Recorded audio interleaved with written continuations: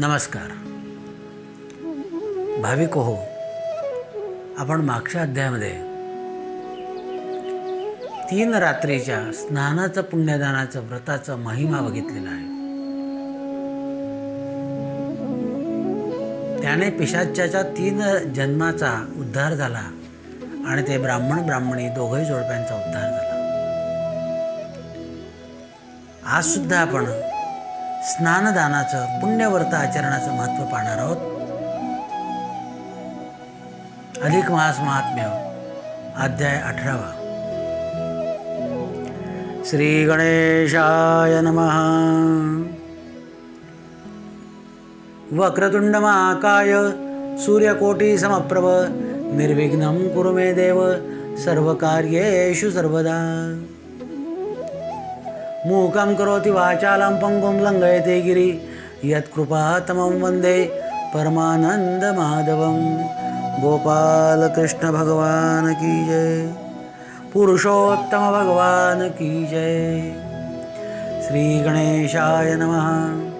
श्री सरस्वत्यै नमः. जय जय जी मंगलधामा मंगलनाम तुझे आत्मया रामा. चराचर फलकांकित द्रुमा नाम नामातीत तू. अमंगळय माझी काया मंगल नाम तुझे रघुराया. मंगल जननी दुहिता प्रिया करी छाया कृपेची. तो कृपाबळे समस्त वदेन म्हणतो समग्रगंत. तो सिद्धी पावे समस्त ठेवी वरदास्त श्री माझ्या. ऐका श्रोते जन सादर मल महात्म्य परिकर. लक्ष्मीनारायण संवाद तोर भावे साचार परिचिजे. पूर्वी मेरू गिरेचे दक्षिणापारी विंध्यादी पर्वत निर्धारी. नर्मदा वाहे अमृतमय निरी वृक्षातरी शोभिती. नाना वृक्ष सुशोभित नारिकेळी फरवाळे लवत. ताडमाड खरजुरी शोभत वृक्ष शोभती नाना परे. ते हंस कारंडव चक्रवाके मयूर चातक बदके. मूषक नकुळ बिळाळके आनंदी देखे केळती. ते ऋषी समुदावरवा स्नान संध्या राधित माधवा. यक्षगण गंधर्वा ते दवा राम रवी सर्वाते. ते भवानी सहित शूळपाणी क्रीडार्थ येता तितयवनी. ऐसे ते परमशोभित स्थानी अनुपम्यत वदवे. ते भृगुनामी एक नगर परम रमणीय परी. सदा वास्तव्य अमरपुरी तपादरे करिता ते. तवया तया नगरी एक ब्राह्मण मृगवंशज समकुलीन. वेदाध्यायी परमनिपुण ज्योतिषी पूर्ण सिद्धांती. नामतया कुळशर्मा जाणे सर्व धर्मा. तयाची भार्या उपरमा कुशावती नाम तियेचे. तिच्या उदरी कन्यारत्न प्रसवली ते गुणाधन. रूपे परमलावण्य नाम जाण मेधावती. एकुलते एक वंशस्थळी अतिसुंदर रूपागळे. उणे तिच पुढे नैषद बाळी बहुआगळे चतुरपणे. ओठजीच्या हाती आता आरक्त गौरान्य शोभिवंत. सिंहाकृती कटिशोभत मृगनेत्री गजगामिनी. प्राप्तोषा 16 वर्ष कुर्च चमकती जंभीरायचे. पीतवर्ण साजरी सरसे देखत मानस संतोषे. तपये विसरले तपा जपे विसरले जपा. पाहता जेचे स्वरूपा विळजळे क्षणार्धे. ऐशी ते लावण्याची ज्योती पाहता नेत्र तटस्थ होती. पिता अवलोकिती ते प्रती झाली उपरती मृगांक. मग पितयाने वर विचार करिता झाला साचार. पद्मनाभ एक द्विजकुमार अतिसुंदर सुलक्षणी. वेदशास्त्र संपन्न होती मान्यता विशेष सर्वाटाई. गडितार्थ पावनी ते जमई तिथी निश्चय पै केला. सालुंकृत कन्यादान करुण अर्पिले कन्यारत्न. 4 दिवस 16 संपूर्ण ब्राह्मण भोजन यथाविधी. काय एक दिवस श्वशुर मंदिरी राहिली सिदे सुंदरी. उभयता प्रीती पडिवारी न सोडती एकमेका. क्षण एक वियागे स्वतः सहन होईन उभयता.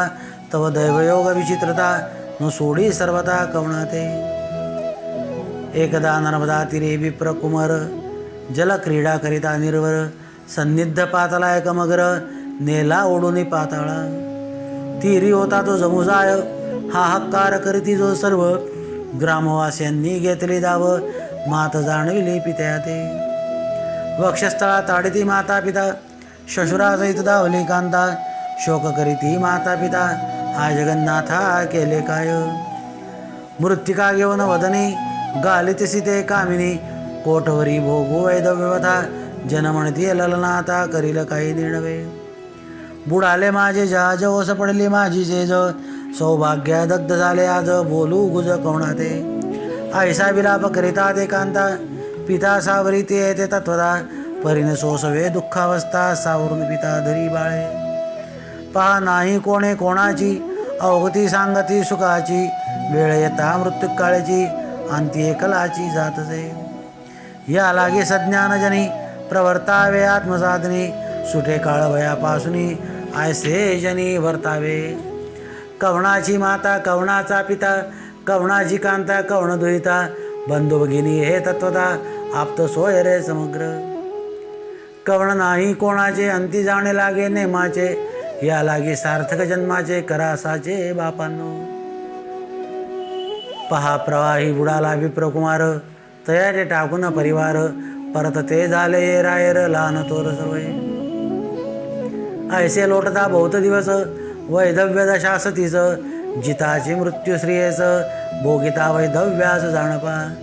दिवस न लोटेची सर्वता, नसरे वैधव्याची व्यथा, आयुष्ये नसरेची तत्वता, मरणावस्था सती ते.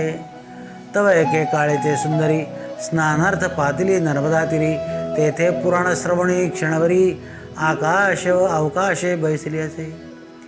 तेथे निरोपण निघाले, मलमाज्ञ पुण्यागळे, स्नानदान करिता एक वेळे, प्राप्त सोहळे वैकुंठे. आयशा विश्वास धरून अंतरी, गृही पातले ती सुंदरी, मग मृदुवचने प्रार्थना करी ते अवसरी पितयाची. म्हणे ताता एक वचन, वैधव्यवथान लोटे जाण, तरी उपाय करू कवण, सांगा मज लागून स्वामिया. ती येते पाहून दुःखभरित, पिताने त्रिया सुसरवत, म्हणे बाई एकमात, करी व्रत मल महात्म्य. परी संपूर्ण भरत आला माझ, उर्वरित राहिला एक दिवस, तरी तू आचरे स्नानदानाच, मौन नक्ताच आचरावे. उपरी करू उद्यापन, यदाविधी ब्राह्मण संदर्पण, केली आगडे महापुण्य, सत्य जाण शुभानने.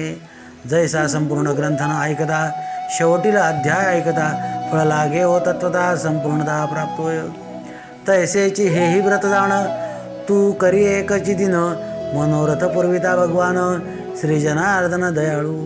ऐसे ऐकता पित्याची वार्ता, बहुत हर्ष भरित ती दुहिता, प्रातःकाळी स्नानार्थ तत्वता, नर्मदा तीरी पातिली. संकल्पयुक्त स्नान चारुनी, परतली स्वगृहा कामिनी, मग सत्पात्र विप्र बोलाविनी, बैसे भामिनी पूजेते. त्रयतिणी दशक देख, अपूप केले सुरेख, घृत सरित शर्करा मिश्रित, कास्यपात्री सर्पदी.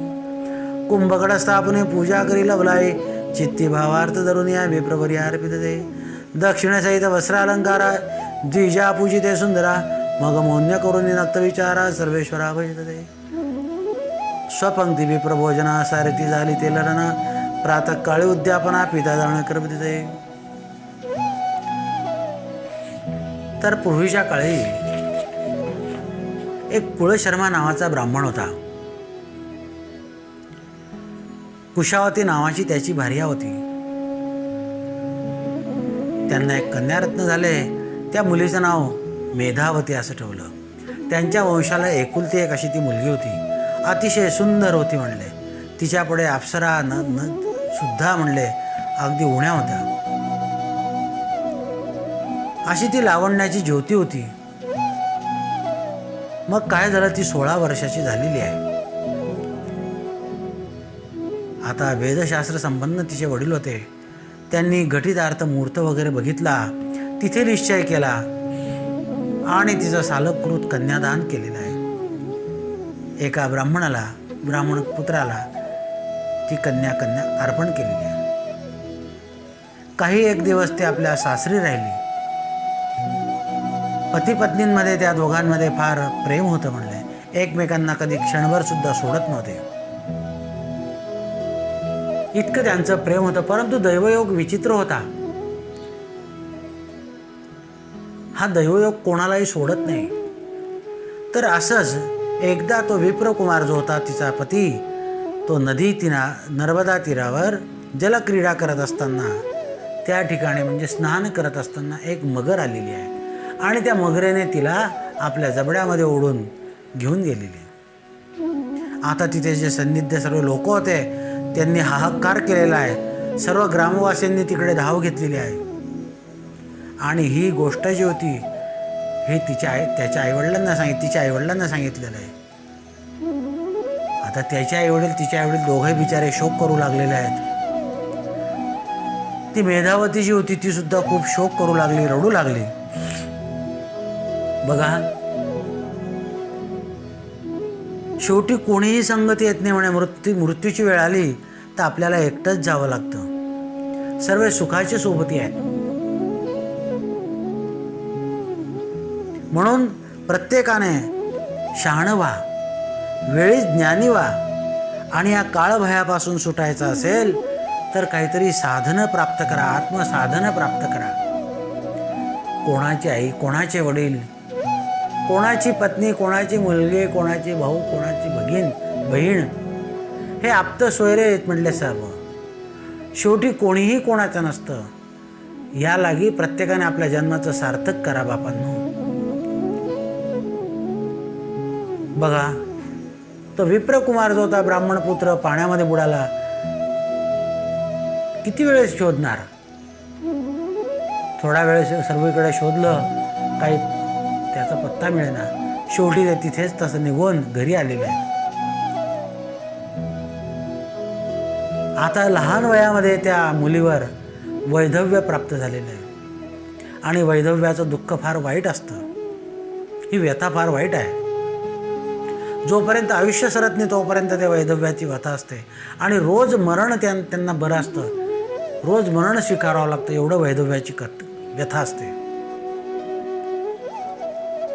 असो एक वेळ एका काळी ती मेधावती स्नानासाठी म्हणून नर्मदा तीरी आपल्या मैत्रिणींसोबत आले असताना अधिक महिना चालू होता आणि त्याचं कथानक पुराण त्या नदीच्या तीरी चालू होतं. तिथे ती श्रवण करण्यासाठी बसलेली आहे. आता त्या पुराण महात्म्यामध्ये स्नानदानाचं महत्त्व निघालं आणि तिला वाटलं की आपण हे स्नानदान करू. तिला विश्वास वाटला. ती आपल्या घरी आली, आपल्या वडिलांना म्हणाली, बाबा अहो म्हणले, माझं वचन ऐका. हे वैधव्य व्यथा माझ्याकडून कधी मुक्त होईल काही सांगता येत नाही. याला उपाय काही मला सांगता येत नाही. म्हणून मी काही करू का म्हणले, या मलमासामध्ये काही करू का दान स्नान वगैरे. तिचं अशा प्रकारचे वाक्य ऐकून तिच्या वडिलांना फार रडू आलेलं आहे आणि त्यांनी सांगितलं, एक कर म्हणले बाळा, आता अधिक मास तर संपत आलाय. आता एकच दिवस राहिलेला आहे म्हणले शिल्लक. तरी तू हा एका दिवसाचं व्रत स्नानदान कर म्हणले. मौन आणि तेही नक्ताने जेवण कर. जसं आपण पूर्ण कथा किंवा पूर्ण पोथी झाल्यानंतर अवतरणिका जशी असते शेवटचा अध्याय, ते ऐकल्याने आपल्याला संपूर्ण महिन्याचं पुण्य प्राप्त होतं, संपूर्ण पोथी ऐकल्याचं पुण्य प्राप्त होतं. तसा एक दिवस जरी पुण्य आपण केलं तरी पूर्ण महिन्याचं आपल्याला पुण्य प्राप्त होतं. शेवटी तुझी इच्छा पूर्ण करणारा, तुझ्याकडून करता करविता तो परमेश्वर जनार्दन दयाळू आहे म्हणलंय. असे आपल्या वडिलांचं भाषण ऐकल्याबरोबर तिला आनंद झाला. ती सकाळी स्नानाला गेली, नर्मदावर स्नान केलेलं आहे.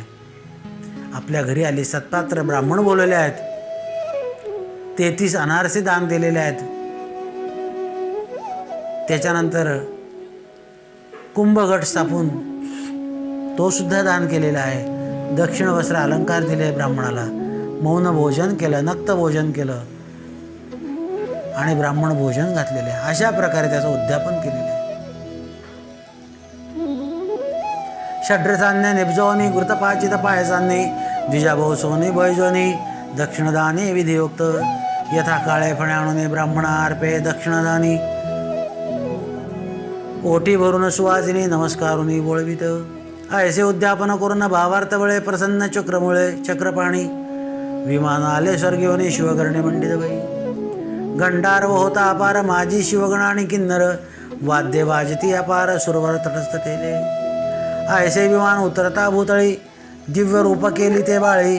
सर्वा देखता उद्धरून गेली, आश्चर्य सगळे पै केले. म्हणती एकदिनीचा व्रतप्रभाव, तात्काळ उद्धरली पाहो, ऐसा कृपाळू लक्ष्मी नाहो, लीला लाघव दाखवितसे. असो ते विप्रसुता, शिवाजवळी नेवी तत्वता, येरी चरणे ठेवूनी माथा, विश्वनाथा नविले. नमस्कारुनी पार्वती ते, स्तुतिवाद्ये प्रवर्ते स्वतस्तवनाते, जोडून याबद्ध असते मुखी करते नामघोष. जय शंकर सदाशिवा, कर्पूर गौरव माधवा, भक्तवरदायक विप्रमा प्रिय माधवा, सोडविले भवा पासुरी. म्हणे उदारा त्रिनयना, कटवांगधारा व्याळभूषणा, वृषभध्वजा भक्तपाळना, दानव निक्रंदना दयनिधे. मी तव मतिमंदापराधी, कृपा सागर तू दयानिधी, देऊन पूर्ण कृपा औषधी, भव भय व्याधी निवारिली. ऐसा स्तुतिवाद करून मस्तक ठेविला शिवचरणी, संतोषयुक्त झाली भवानी, देखुनी नयने ती येते. निर्घुनी पाय भवानी, तव कुंकुमय दिसे वदनी, म्हणे रहित ही कामनी, जाणवले मनी जगन्माते. मग आश्वासुनी ती येते, सन्निधी बैसविले निरते, नाना उपभोग संयोजिते, पूर्वी ती येते भवानी. ऐसे लोटले कित्येक दिवस, तव एके दिवशी श्रीनिवास, शिवभेटीचा अनायास कैलासे पै आले. नमोनिया कैलास राणा, येरा येर करुनिया शिवदना, देवोनिया व्युत्थाना रमा रमणा भैसविले. स्वागत पुसुनी सकळे वाराणसी चालले, तात्काळ विमानारूढ ते वेळे भवानसीत निघाले. सवे घेतली मेधावती, काशीपुरी पाली तत्त्वरित गती, अनुपम्य रचना तयस्थिते, देखुनी मनी आनंद. म्हणून आनंदवन म्हणती अमृतवाहिनी भागीरथी, जे त्रिपदगामिनी विख्याती, जनतरती बिंदू मात्रे. ते वास्तव्य नीलकंठ करिता झाला वरिष्ठा, केशवराज दैवत श्रेष्ठ, स्थापित निळकंठादरे. तो ते अकस्मात मेधावती, देखिती झाली पार्वती, खेद खिन्न वैधव्य सती, म्लानवदने देखले. मग प्रार्थने विश्वनाथा, म्हणे सती वैधव्यवता, नसायची सर्वदा निवारी कृपावंताय. बोळा उदार कर्पूर गौर, देता झाला अक्षयवर, अक्षयी सौभाग्यापार होऊन शंकर बोलेला. तय पासून नाम जाण, मंगळा गौरी ठेवी त्रिनयन, दिदले भुवन स्थापिले जाण वाराणसी. तय पासून नाम विख्यात, म्हणती मंगळा गौरी सत्य, जनयात्रेशी जाती नित्य, दर्शन घेती आदरे. इतर देशीचे यात्रा करी, जाती ते नमती मंगळगौरी, हे प्रचिती आद्यापुरे, सर्वत्र नेत्री देखरी. ऐसे ते मेधावती विप्रदुहिता, एकदिनी व्रताचरिता, वैधव्याती व्याधी निवृत्त व्यथा, अक्षयी सौभाग्यता ते झाली. ऐसे मलमाचे महात्म्य जाण, लक्ष्मी ते सांगे जनार्दन, तेची प्राकृत भाषा सुकृत सज्जन, करोत श्रवणादरे. शास्त्रीय प्रचिती साक्षीभूत, धनुनी मनने धर्मनी धरून भावार्थ, भाव्याचरावे हे व्रत, सर्वाघात न सोय. शिवपुराणीची ही कथा, पद्मपुराणी असे तत्वता, तेची प्राकृत भाषे तुम्हा आता श्रवणपंथाने विदिली. तया मंगळा गौरीचे दर्शन, मंगळ होती सर्वजन, शंकर गौरी तुष्टमान, होय कल्याण सर्व ठाई. तरी नरवा अथवा नारी, बाळा अथवा वृद्ध सुंदरी, लाभ सारिका सर्व परिवर्तन निर्धारी आचरता. मग अशा प्रकारे ती मेघावती जी होती, तिने ब्राह्मणासहित असं बसून आपलं व्रताचं, एका दिवसाच्या व्रताचं उद्यापन केलं. या उद्यापनामुळे काय झालं, तिच्या भावनेच्या बळामुळे, तिने ठेवलेल्या विश्वासामुळे महादेव प्रसन्न झाले आणि कैलासाहून तिला विमान शिवगण घ्यायला आलेलं आहे. आता ते विमान उतरलं, तिला दिव्य देह प्राप्त केलेला आहे आणि तिचा उद्धार करून टाकलेला आहे. सर्वजण आश्चर्यचकित झालेले आहे. बघा, एका दिवसाचं व्रताचं पुण्य एवढं मोठं आहे, तर महिन्याचं केवढं असेल. असो, आता ती जी मेधावती जी होती, ती कैलासावर गेलेली आहे, तिला शंकराजवळ नेलेलं आहे. तिने शंकराला नमस्कार केला, पार्वतीला नमस्कार केला, त्यांची प्रार्थना केली की हे देवादिदेवा, तुम्ही खरंच कृपासागर आहात. तुम्ही म्हणला माझ्या भय व्याधीतून तुम्ही मला उद्धार केलेला आहे, असं म्हणून त्यांच्या चरणावर मस्तक ठेवलेलं आहे.